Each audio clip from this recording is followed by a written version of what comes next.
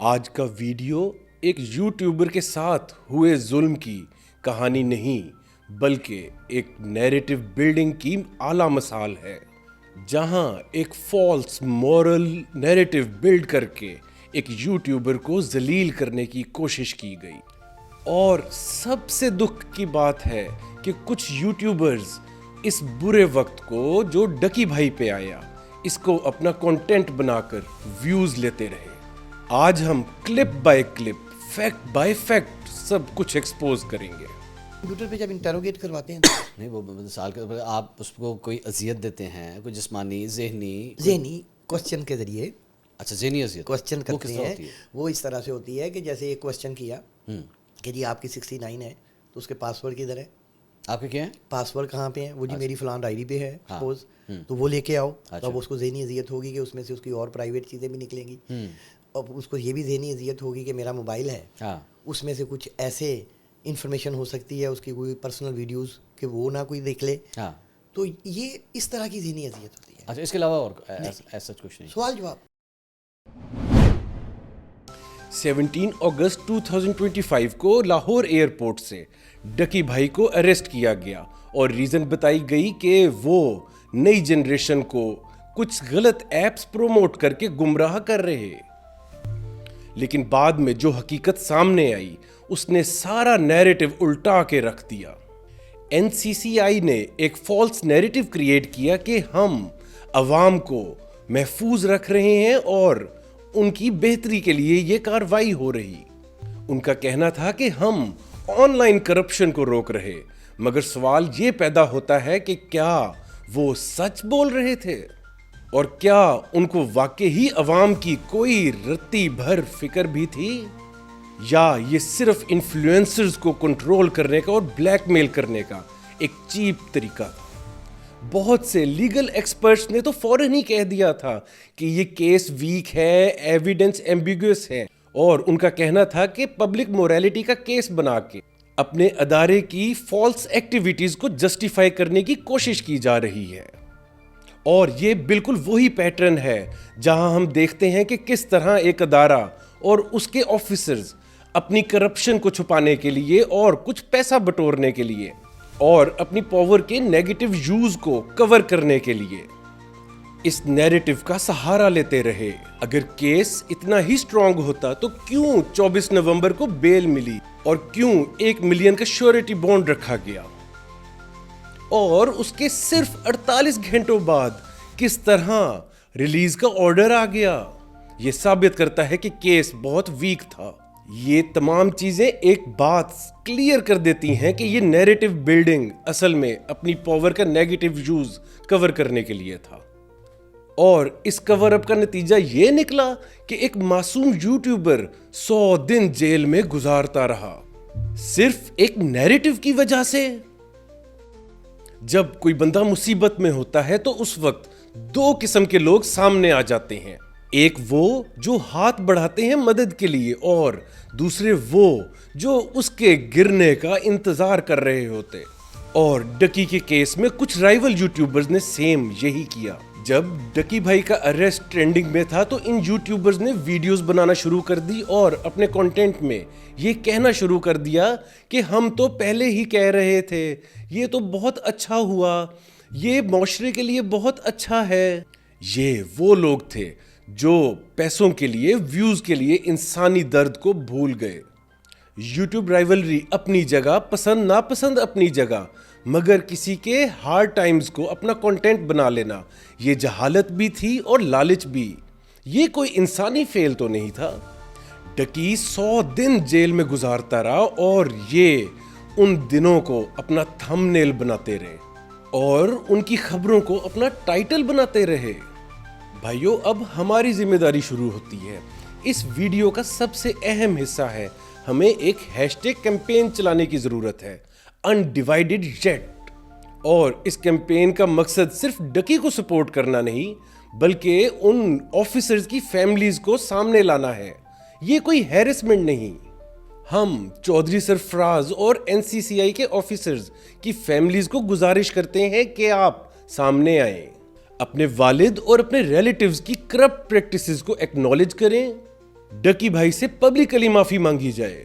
इस रिक्वेस्ट का मकसद कोई प्रेशर बनाना नहीं, बल्कि अकाउंटेबिलिटी का एक नया पावरफुल इफेक्टिव तरीका इंट्रोड्यूस करवाना है। क्योंकि अदालतों का हाल हमारे सामने है, जिधर 2 बच्चियों के कातिल को अदालत का कमरा बंद करके माफ कर दिया जाता है, उस मुल्क में जुडिशरी पे डिपेंड करना बेवकूफ़ी है, लेम है। हम चाहते हैं कि अगली बार कोई भी अदारा या कोई भी ऑफिसर इस तरह अपनी अथॉरिटी को मिसयूज करने से पहले 1000 दफ़ा सोचे। इसलिए आज के बाद ये आपकी जिम्मेदारी है कि तमाम प्लेटफॉर्म्स पे सिर्फ एक हैशटैग चले, अनडिवाइडेड येट फॉर डकी भाई।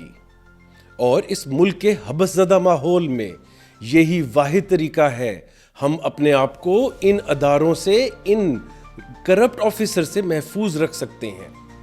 और यही हमारा जवाब होगा उन ऑफिसर्स को जो अपनी पावर का गलत यूज करते। अगर आप इस मूवमेंट का हिस्सा बनना चाहते हैं तो इस वीडियो को, इस मैसेज को ज्यादा से ज्यादा स्प्रेड करें।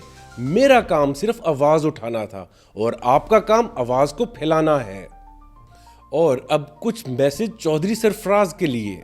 जब आपने अपनी पूरी जिंदगी हराम में गुजार दी हो और आप जानते हो कि आपकी औलाद से भी कुछ छुपा हुआ नहीं, तो ये बहुत बेहतरीन तरीका है कि रिटायरमेंट के करीब आप इस तरह का नैरेटिव को ओन करके, बिल्ड करके अपनी ईमानदारी, अपनी मॉरल जस्टिफिकेशन साबित कर दें।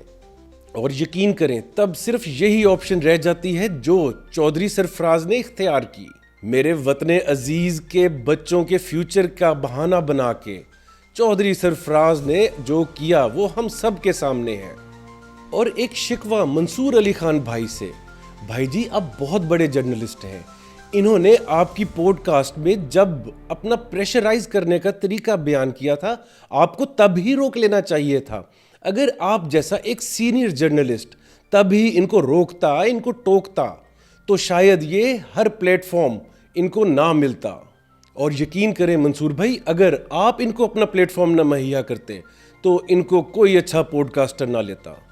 और चौधरी सरफराज और उनके ऑफिसर्स की फैमिली को हम याद कराना चाहेंगे कि आज से 1400 साल पहले यजीद के बेटे ने अपने बाप के तख्त को ये कह के ठोकर मार दिया था कि इस तख्त की बुनियादों में मजलूम का खून शामिल है। आज हम आपसे एटलीस्ट इतनी सी गैरत का ही तकाजा कर रहे। हम जानते हैं कि ये कोई आसान काम नहीं, वो नरम मैट्रेसेस, वो ठंडे कमरे जो आपको आपके वालिद साहब ने, यानी कि इन जैसे अदारों के ऑफिसर्स ने फराहम किए, आप उनको ठोकर तो नहीं मार सकते, आप यजीद के बेटे की तरह नहीं हो सकते, मगर एटलीस्ट आप इस कैंपेन में हमारा साथ दीजिए। ये एक मासूम और मजलूम की इल्तिजा है। आपको डकी भाई की वीडियो देखनी पड़ेगी कि किस तरह चौधरी सरफराज ने एक 7 साला बच्चे से डकी को गालियां दिलवाई। वो चौधरी सरफराज जो बार बार कह रहा था कि रोस्टिंग जैसा गंदा कंटेंट बनाता है और इस तरह की और बातें करता है, और वही चौधरी सरफराज किस तरह एक वीडियो कॉल पे अपने बेटे को या अपने पोते को कह रहा था कि गाली दो, इसको गाली दो, सिर्फ इसलिए ताकि वो उसको ये बता सके कि तुम्हारा बाप कितना बड़ा अफसर था। ये कोई हैरेसमेंट नहीं है, ये उन ऑफिसर्स को लगाम डालने का एक तरीका है जिनको ना अदालत हाथ डालती और ना हुक्मरान तवज्जो देते। और अगर कोई मिडिल क्लास या लोअर मिडिल क्लास पैसे कमाने में कामयाब हो जाता, अपनी ज़िंदगी बनाने में कामयाब हो जाता, तो इन जैसे ऑफिसर्स आकर उनको नोचना शुरू हो जाते। हम जानते कि हर एक अपने वालिद से बहुत प्यार करता, बहुत एहतराम करता, और करना भी चाहिए। और भाइयों, आपको ये देखना होगा कि ये बात उस वालिद के बारे में नहीं जो आपके घर में मौजूद है, बल्कि उस वालिद के बारे में है जिसने इस मुल्क का एक इम्पोर्टेंट ऑफिस होल्ड किया हुआ है। और अगर आप इस बात को इस तनाजुर में देखेंगे तो यकीन जाने यही इंसाफ है। और क्या तरीका है आपके पास इन लोगों को रोकने का। और अगर हमने इस बार ये ना किया तो मैं और आप, हम सब डकी के गुनहगार हैं। और एक मैसेज अफान कैसर जैसे वल्चर्स के लिए, वो गिधें जो मुर्दा गोश्त खाने के लिए पहुंच जाते, اسے دوسروں کی فیملی سے تکلیف کیا ہے یہ جاننے کے لیے ہم نے بہت ریسرچ کی تو پتہ لگا کہ اس کی وائف ہی وجہ ہے اس کی اس نیچر کی, کیونکہ اس نے اس بندے کو آج تک اپنے ساتھ رہنے نہیں دیا.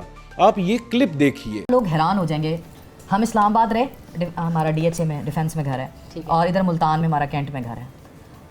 پیپل وانٹ بلیو ہم دونوں کے بیڈ رومز الگ ہیں, وہاں بھی اور یہاں بھی نہیں یار. اسے اب جیلسی کہیں یا مینٹل سکنس, مگر یہی وہ ولچرز ہیں جو ہمیشہ گوشت کھانے پہنچ جاتے, گوشت نوچنے پہنچ جاتے. سب آپ کے سامنے ہے بھائی.